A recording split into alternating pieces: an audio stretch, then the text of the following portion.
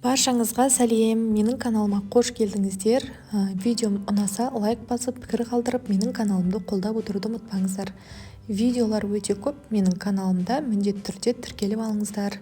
Ал ендеше бүгін сіздермен осындай қып-қызыл өте пайдалы борщ дайындаймыз. Ең алдымен етімізді жақсылап қайнатып, көбігін алып аламыз. Енді ол уақытта пиязымызды майдалап турап, бізге қажетті көкөністерді дайындап аламыз. Капустамызды видеода көрсетілгендей майдалап тураймыз. Картопымызды да турап дайындап аламыз.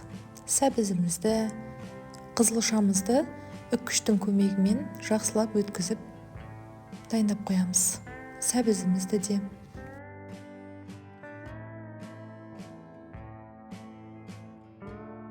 Барлығын дайындап қойып, енді бұл көкөністерді сковородкаға кішкене қуырып аламыз.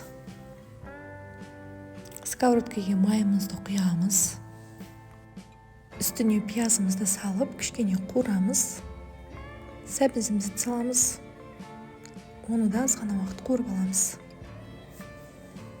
Арасында жаңа қайнап жатқан сорпамызға лавр жапырағын және де қара бұрыштан кішкене салып жібереміз.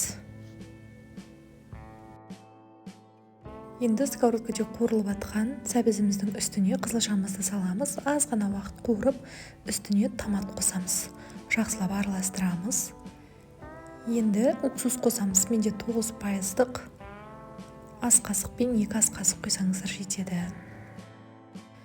Сосын татымына қарай тұз қосамыз. Кішкене бұрыш. Бетін жауып 5 минут бұқтырамыз.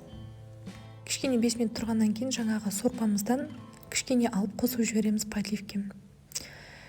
Енді біздің сорпамыз қайнап дайын болған уақытта картопты саламыз. Капустамызды саламыз. Бетін жауып 5 минуттай, 10 минуттай қайнатамыз.